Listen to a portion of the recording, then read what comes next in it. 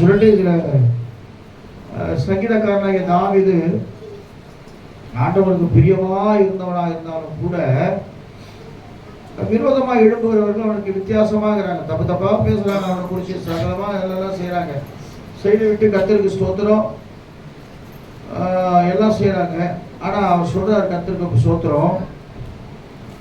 10ஆம் வசனத்தை வாசிக்கும் போது, என் தேவன் தம்முடைய கிருபையினால் என்னை சந்திப்பார், தேவன் சத்துருக்களுக்கு வரும் நீதி சரி கட்டத்தில் நான் காணும்படி செய்வார் அப்படின்னு சொல்லிவிட்டு, அவர்களை கொன்று போடாதையும் என் ஜனங்கள் மறந்து போவார்களே, எங்கள் கேடகமாகி ஆண்டவரே உமது வல்லமையினால் அவர்களுக்கு சிதறடித்து அவர்களை தாழ்த்தி போடும் சொல்லிவிட்டு கரெக்டா கடைசியா சொல்றான் கர்த்தருக்கு ஸ்தோத்திரம். அவர்கள் உணவுக்காக அலைந்து திரிந்து திருப்தி அடையாமல் கொண்டிருப்பார்கள். நானோ உம்முடைய வல்லமையை பாடி காலையிலே உம்முடைய கிருபையை மகிழ்ச்சியோடு புகழ்வேன். எனக்கு நெருக்கம் உண்டான நாளிலே நீர் எனக்கு தஞ்சமும் உயர்ந்த. ஆமா, என்னன்னு சொன்னா, உணவுக்காக அலைந்து திரிந்து திருப்தி அடையாமல் முறுமுறுத்து கொண்டிருப்பார்கள். இப்ப என்ன பண்றாங்கன்னா, சபைக்கு போனாலும் பரவாயில்ல, நமக்கு என்ன இருக்கு, யூடியூப் இருக்கு, எத்தனையோ பிரசங்கிமார் இருக்கிறாங்க, பயங்கரமான வல்லமையான ஆள்லாம் பிரசங்கம் பண்றாங்க. அவங்க பிரசங்கத்தை நாங்கள் கேட்டு என்ன செய்வோம், நின்றுவோம்னு சொல்லி அல்ல. எதுக்கு தேவன் ஒரு சபையை ஏற்படுத்தி கொண்டிருக்கா தெரியுமா? காலையில அவரை தேடி அவருடைய முகத்தை பாடி அவர் வல்லமையை பாடி அவர் கிருபையோடு கூட மகிழ்ச்சியோடு கூட அவரை ஆராதிக்கும் போதுதான் நமக்கு வாழ்க்கையில ஒரு பெரிய விடுதலை கத்தர் கொடுக்கிறார். இல்லையா சொல்லுவோமா?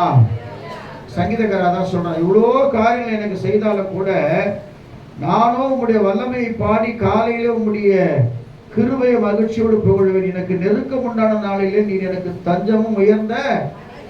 ஆமா, எனக்கு நெருக்கம் வரும்பொழுதெல்லாம், போராட்டம் வரும்பொழுதெல்லாம் நம்ம தூங்காம கூட ஜெபம் பண்ணி கொண்டிருக்கிறோம். எவ்வளோ பிரச்சனையோட வாழ்க்கையில வரும்போதெல்லாம் ஆண்டவருக்காக நம்ம பண்ணியிருக்கிறோம். ஆனால் சில நேரங்களில் ஆண்டவர் நமக்கு அற்புதம் செஞ்சுட்ட பேர் தேவன் என்ன செஞ்சிடறோம், மறந்து போய் விடுவோம். நல்லா கவனிக்க பிரியமான தேவ பிள்ளைகள், கர்த்தருக்கு ஸ்தோத்திரம். எங்கதான் போய் எவ்வளவுதான் பிரசங்கத்தை கேட்டாலும் சரி, தேவ சமூகத்துல தேவ பிள்ளைகளோடு கூட வந்து ஆராதிக்கிற ஆராதனை தான் மேன்மையான ஒரு ஆராதனை. அது 4 பேர் இருந்தாலும் சரி, 5 பேர் இருந்தாலும் சரி, தேவ சமூகத்துல வந்து தேவனை ஆராதிக்கிற ஒரு ஆராதனை, அதுதான் வந்து உண்மையான ஒரு ஆராதனையாக இருக்குது. அதனால கர்த்தருக்கு ஸ்தோத்திரம்.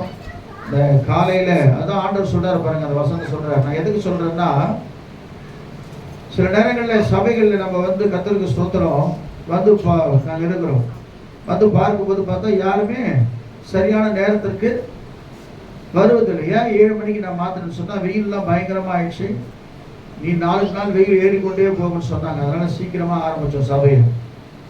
அப்படி பார்த்தா கூட என்ன செய்றீங்க, நான் சொல்கிற காரியம் ஆண்டவர் வார்த்தை சொல்றார், கல் என்ன செய்யுங்க, புரட்டி போடுங்கள்.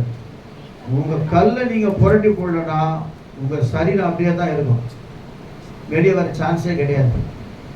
நைட்டெல்லாம் நல்லா உட்காந்துக்கிட்டு என்ன பார்க்குறோமோ தெரியல, கர்த்தர் அறிவார். தேவ சமூகத்தில் உட்காந்துட்டு இருக்கிறோம்.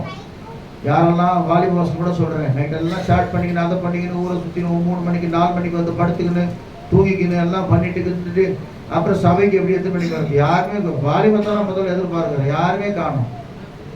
அதனால தயவு செய்து சொல்றேன், வரும் நாட்கள் மிக மோசமான நாட்கள்.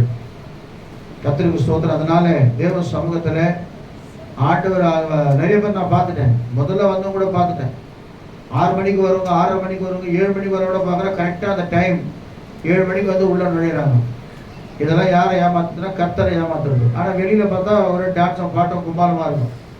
அதனால தயவுசெய்து சொல்றேன், உங்கள் எண்ணங்களை கர்த்தர் அறிந்திருக்கிறார், உங்கள் காரியத்தை கர்த்தர் அறிந்திருக்கிறார்.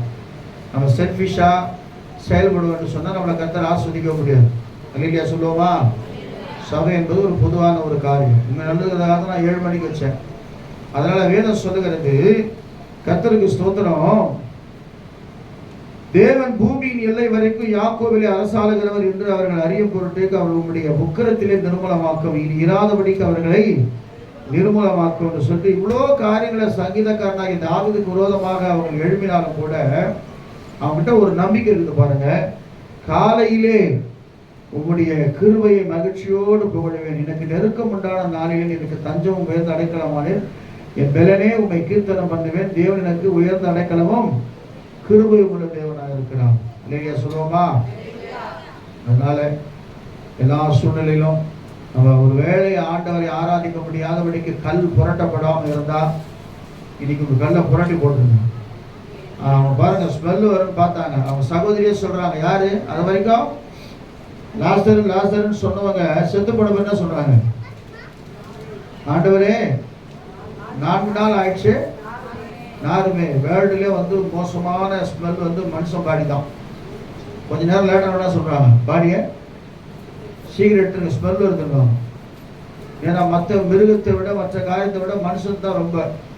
ஆனால் ஆண்டவர் பாருங்க, கர்த்தருக்கு சொந்த கல்லை புரட்ட உடனே அவன் வெளியே வந்தா அவன் மேலே ஒன்றுமே இல்லை. திரும்ப சுத்தப்பட்டிருக்குது. அப்படியே எல்லாம் சுற்றி சுற்றி சுற்றி சுற்றி இந்த மேலே அப்படிதான் சில கயிறுகள் சுத்தம், பாவ கயிறுகள், சாவம் என்ற கயிறுகள், மீறுதல் என்ற கயிறுகள், ஆண்டவரை ஏமாற்றுகிற காரியங்கள், ஆண்டவருக்கு விரோதமான காரியங்கள், இதெல்லாம் கயிறு சுத்தப்பட்டு அப்படியே இருக்கிறோம். அந்த கட்டுகளை இயேசு கிறிஸ்து அவிழ்க்கணும்னு சொன்னா உனக்குள்ள தடையா இருக்கிற கல்லை நீ புரட்டி போடு. இல்லையா சொல்லுவோமா? அந்த கல்லை நீ புரட்டி போட்டால்தான் உள்ள இருக்கிற உன்னை வெளியே கர்த்தர் கொண்டு வர முடியும். நீ அப்படியே தான் இருப்பேன், கடைசி வரைக்கும் அப்படியே தான் இருப்பேன்னு சொன்னா நான் கூட சொல்லுவேன். ஸ்கூலில் கேட்டு பாருங்க, பசங்களை காலையில் எழுப்புவேன், எழுத்துக்கலையா அழகா ஒரு சொம்பு தண்ணி வந்து மூஞ்சி மேலே ஊற்றிட்டு போயின்னே இருப்பேன். சில பேர் சொல்றாங்க, எங்க பசங்க சண்டேல எழுப்ப மாட்டாங்க. சண்டேல ஸ்பெஷல் கிளாஸ் வச்சா எழுப்ப மாட்டீங்களா? பாத்தீங்களா, சண்டேல ஸ்பெஷல் கிளாஸ் வைக்கிறாங்க, அப்ப எழுப்பி அனுப்ப மாட்டீங்களா? உடனே எழுப்ப அனுப்பிச்சிடும். ஏன்னா அது படிப்பு, உலக படிப்பு உலகத்தோட போயிடும். நித்தியத்துக்கு வரணும், ஞாபகம் வச்சுங்க. கர்த்தருக்கு ஸ்தோத்திரம். உங்க பிள்ளைகளோடு கூட தான் மோசே சொல்றான், ஆடு மாடு எல்லாம் எங்க கூட என்ன செய்யணும்? வரணும். எல்லாம் எங்க கூட வரணும். நாங்க போய் தனியா ஆராதிக்கவே மாட்டோம். அவன் நோக்கம், பிசாசு நோக்கம் என்ன? இது ஆடு மாடெல்லாம் இங்க பொண்டாட்டி புண்ணிங்கெல்லாம் இங்க இருந்தா அவன் என்ன செய்வான்? போய் திரும்பி வந்துருவானுங்க. ஆனா அது நோக்கம் இல்லை. எல்லாமே எங்களுக்கு முடிவு எல்லாமே நாங்கள் எடுத்துக்கொண்டு வெளியே போயிடணும். அதனால உங்களுக்கு முடிவு எல்லாத்தையும் விட்டு வெளியே வந்துருங்க. கர்த்தருக்கு வெளியே வந்தா கர்த்தர் உன்னை திரும்பவும் உயிர்ப்பிக்கிறவராக இருக்கிறார். திரும்ப உன்னை உயிர்ப்பித்து நடத்துகிறவராக இருக்கிறார். இழந்து போனதை கர்த்தர் திரும்ப கொடுக்கிறார். ஆண்டவர் தீர்க்கதரிசனமா சொல்ல நான் சொல்றேன், யாரு துணிகளால் சுத்தப்பட்டு கட்டப்பட்டு இருக்கிறீங்களோ அவங்க இன்னைக்கு ஒரு முயற்சி பண்ணுங்க. அந்த கல்லை நான் புரட்டி போடுறேன். ஆண்டவர் எது எனக்கு தடையா இருக்குது அதை நான் புரட்டி போடுறேன். புரட்டி போட்டா உனக்கு முன்னேற்றம். கர்த்தருக்கு ஸ்தோத்திரம். அது பின்பு லாசரு எத்தனையோ வருஷம் ஆண்டவருக்காக ஊழியம் செஞ்சு மரிச்சான்னு என்சைக்ளோபீடியாவில் நீங்க பாத்தீங்கன்னா அந்த லாசர் எங்க போனான்னு நமக்கு தெரியாது இல்லை. அந்த லாசர் அதுக்கப்புறம் ஆண்டோட ஊழியத்தை மகிமையா செய்து மரித்தான்னு சொல்லி நம்ம பார்க்கிறோம். அதனால எனக்கு அன்பான தேவ பிள்ளைகளை நான் திரும்ப சொல்றேன், ஆண்டவருடைய சமூகத்தில் அவருடைய வல்லமையை அவருடைய மகிமையை பாடும்படியாக அதிகாலையில விழித்து கொண்டு அதிகாலையில காத்திருந்து தேவ சமூகத்துக்கு வரும்போதுதான் கர்த்தர் நம்ம பிரியமா இருக்கிறார். அல்லேலூயா சொல்லுவோமா? உலகத்திற்காக நம்ம பிரியமா இருக்கலாம், உலகத்து ராஜாவுக்காக பிரியமா இருக்கலாம், உலகத்து வேலைக்காக பிரியமா இருக்கலாம். ஆனா தேவனுக்கு பிரியமா இருப்பது தான் கர்த்தர் விரும்புகிறார். அல்லேலூயா சொல்லுவோமா? அதனால பிரியமா இருப்போம். கர்த்தர் நம்மை ஆசீர்வதிக்கிறவராக இருக்கிறார். ஆமென்.